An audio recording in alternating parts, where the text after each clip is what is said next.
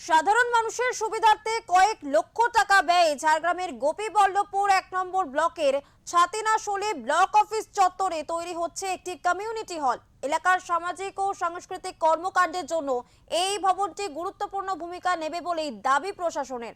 তবে নির্মাণ কাজ ঘিরে উঠেছে গুরুতর অনিয়মের অভিযোগ নিম্নমানের ইট, সিমেন্ট ও অন্যান্য সরঞ্জাম ব্যবহার করে কমিউনিটি হল নির্মাণ করা হচ্ছে।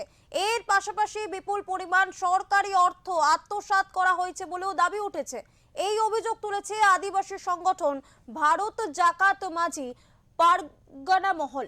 সংগঠনের পক্ষ থেকে জানানো হয়েছে নির্মাণ কাজের গুণমান অত্যন্ত খারাপ এবং নির্ধারিত মান বজায় রাখা হচ্ছে না।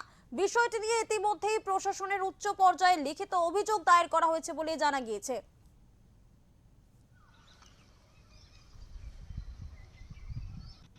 আমাদের এই অভিযোগ হচ্ছে, আমরা ভারত জাকাত মাঝি পারগানা মহলের পক্ষ থেকে বলছি যে এখানে কমিউনিটি হলটা হচ্ছে, এখানে খুব নিম্নমানের সামগ্রী দিয়ে কাজ করা হচ্ছে, যেমন ভেঙে যাওয়া কিংবা গলে যাওয়া ইট দিয়ে কাজ করা হচ্ছে।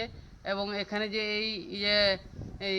ইয়েটা করেছে, স্টেজটা এখানে করা হচ্ছে, এখানেও কোনো এখানে বালি দেওয়া হয়নি, মানে মাটি দিয়ে ভরাট করে ওখানে ঢালাই করা হয়েছে এবং রাতারাতি এই কাজগুলো করছে। এবং যে কাজগুলো যে ধরেছে ওনাকে বারবার বলার সত্ত্বেও উনি কাজ এইভাবেই চালিয়ে যাচ্ছেন।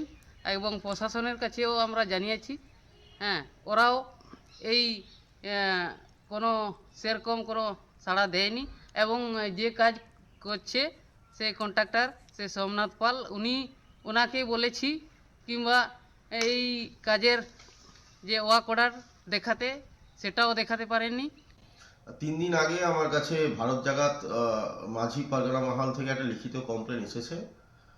কাজটা আমাদের পঞ্চায়েত সমিতি বা ব্লক প্রশাসন বা গ্রাম পঞ্চায়েত কোনো স্তর থেকেই হচ্ছে না। যেহেতু ব্লক অফিসের খুব কাছেই এটি তৈরি চলছে, কমপ্লেনটা আমি পেয়েছি, এটা আমি তদন্ত করাবো। এখন ছুটির মাঝখানে আছি বলে আমি এখনো শুরু করাইনি, আগামীকাল অফিস খুললে আমি তদন্ত শুরু করাবো।